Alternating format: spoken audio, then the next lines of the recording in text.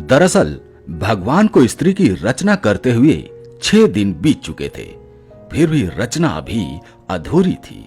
यह देख देवदूतों ने भगवान से पूछा कि हे भगवान, स्त्री की रचना करने में आपको इतना ज्यादा वक्त क्यों लग रहा है?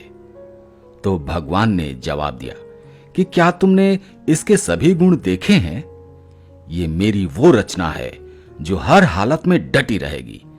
स्थिति चाहे कैसी भी हो, ये सबको खुश रखेगी, अपने परिवार और बच्चों को एक सा प्यार देगी। इसमें बीमार होने पर भी कई घंटे काम करने की क्षमता होगी।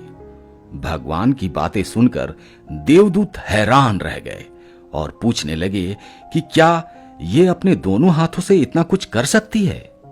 भगवान ने जवाब दिया, बिल्कुल, इसलिए तो ये मेरी सबसे अद्भुत रचना कहलाएगी।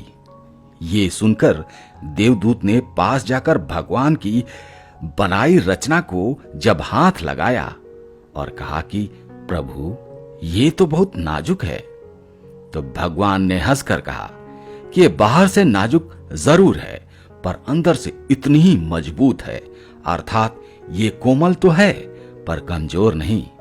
इतना सुनने के बाद देवदूत इस रचना के बारे में और भी जानने को उत्सुक हो गए और देवदूतों ने भगवान से पूछा कि हे प्रभु, इस स्त्री में सोचने की क्षमता तो होगी ना? प्रभु ने कहा, ये न केवल सोच सकेगी बल्कि इसमें हर समस्या का मुकाबला करने की क्षमता होगी। दरअसल देवदूत ने जब पास जाकर स्त्री के गालों को हाथ लगाया तब उन्हें कुछ पानी जैसा प्रतीत हुआ। उन्होंने भगवान से पूछा कि हे भगवान, इसके गालों पर पानी जैसा क्या है? तो भगवान ने कहा, ये इसके आंसू हैं। जवाब सुनकर देवदूत हैरान हो गया और पूछा, आंसू? पर वो किस लिए?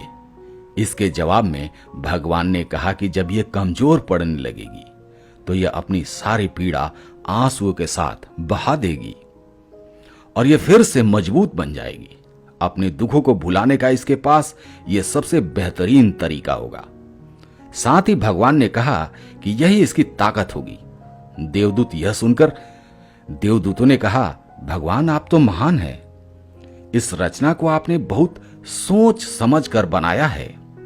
तो भगवान ने कहा, यह स्त्री रूपी रचना हमेशा अपने परिवार की हिम्मत बनेगी और हर परिस्थिति में निश्चल रहकर ही समझौता करेगी।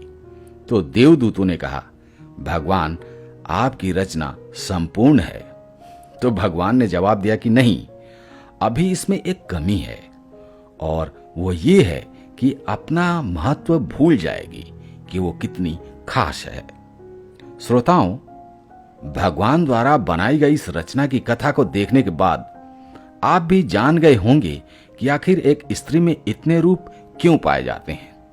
फिर चाहे मां हो या बहन, पत्नी हो या फिर बेटी, उसका हर रूप परिपूर्ण है। इसलिए आप भी भगवान की बनाई इस रचना को जानिए और स्त्री का सम्मान कीजिए। धन्यवाद।